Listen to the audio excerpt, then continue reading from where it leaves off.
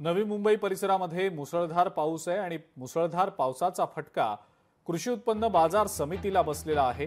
जोरदार पावसामुळे इथे आवक झालेल्या अनेक भाज्या यामुळे खराब झालेल्या आहेत। त्यामुळे भाजी मार्केटमध्ये अनेक भाज्या फेकून येण्याची वेळ आलेली आहे आणि या सगळ्याचाच आढावा आमची प्रतिनिधी आकांक्षा देशमुख हिने घेतला। आपण पाहूया। काल रात्रीपासून नवी मुंबईमध्ये जोरदार पाऊस सुरू आहे आणि संपूर्ण नवी मुंबईला पावसाने झोडपलेले आहे आणि याचाच फटका नवी मुंबईच्या एपीएमसी मार्केटला बसलेला आहे। अनेक भाजी आहेत त्या खराब झाल्या आहेत, त्यामुळे फेकून देण्यात आलेल्या आहेत। तुम्ही पाहू शकता की अनेक जे भाजीपाला आहे तो फेकून देण्यात आलेला आहे।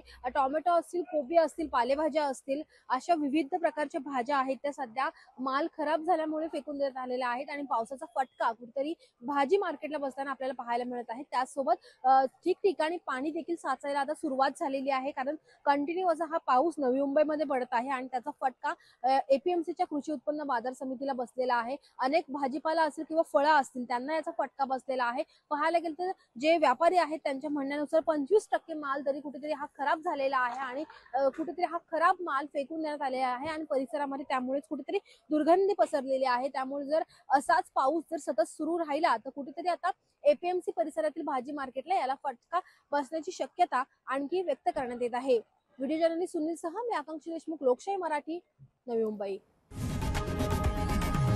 लोकशाही मराठी ऐका, पहा, जागरूक रहा।